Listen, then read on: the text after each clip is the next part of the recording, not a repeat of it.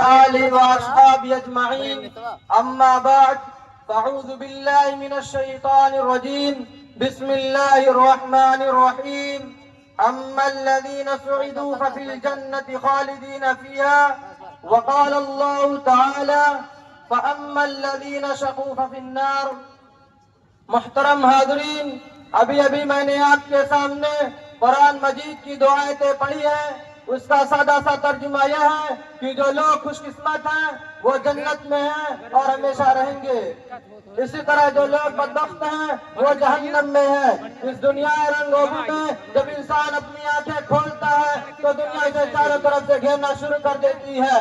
جس طرح کنویں کا میڈک سمجھتا ہے کہ اس کی دنیا کنواں ہے، اسی طرح کا عقل انسان یہ ارادہ کر لیتا ہے کہ اسے ہمیشہ اسی دنیا میں رہنا ہے، اور اگر بالفرض مرنا بھی ہوگا تو پھر فنا ہو جائے گا، ہڈیاں خستہ ہو جائیں گی، جسم کے اعضاء ٹکڑے ٹکڑے ہو جائیں گے، اور اس سے اس دنیا کے بارے میں کوئی سوال نہیں کیا جائے گا۔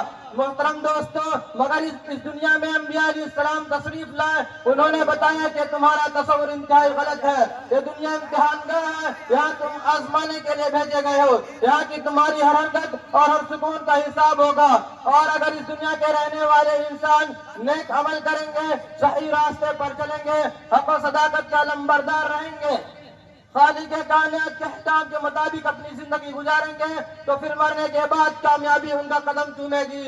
اور اگر اس دنیا کا بسنے والا انسان سرکشی اور غرور کے راستے پر چلے گا، خداوند قدوس کے احکام کی نافرمانی کرے گا، اللہ کی بنائی ہوئی زمین پر اکڑ کر چلنا چاہے گا، ظلم و ستم کی چنگاریوں سے اپنے بھائیوں کو جلانا چاہے گا، تو ایک دن آئے گا جب اسے اپنے کیے کا حساب دینا ہوگا۔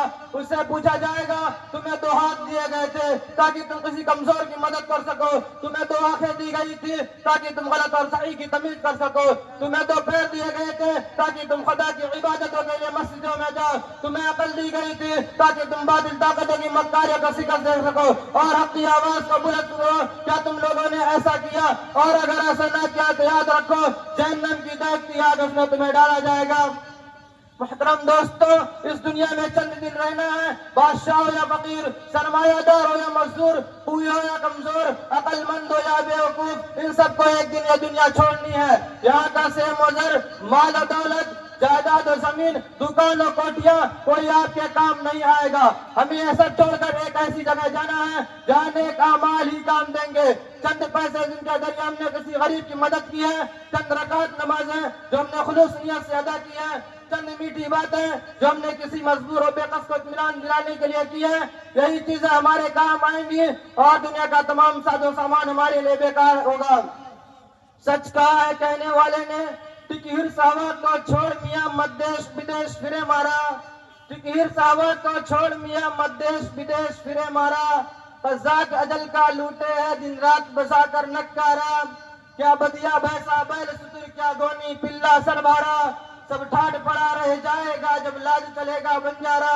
محترم دوستو، جب موت آئے گی تو آپ کو 1 منٹ کا 1 سیکنڈ کی بھی فرصت نہیں رہے گی۔ دوستو، ہمیں اس وقت کے آنے سے پہلے تیار ہو جانا چاہیے اور اپنا ٹھکانہ ایک ایسی جگہ بنا لینا چاہیے جہاں ہمیشہ آرام اور سکون رہے۔ وہ جگہ جنت ہے جو مرنے کے بعد ملے گی۔ مرنے کے بعد والی زندگی کا نام آخرت ہے جو آخر میں ہے۔ اگر ہم نے اپنے کو خدا کی مرضی پر چلایا تو ہم خوش قسمت کہلائیں گے، اور اگر ہم غلط راستے پر چلیں تو بدقسمت کہلائیں گے۔ اللہ تعالیٰ ہم سب کو صحیح راستے پر چلائیں اور آخرت میں جنت ہمارا ٹھکانہ بنائے۔ میں اپنی بات کو اس شعر کے ساتھ ختم کرتا ہوں۔ آج بھی ہو جبراہیم سا ایماں پیدا، آج بھی ہو جبراہیم سا ایماں پیدا، آگ کر سکتی اندازے گلستہ پیدا۔ وآخر دعوانا الحمدللہ رب العالمین۔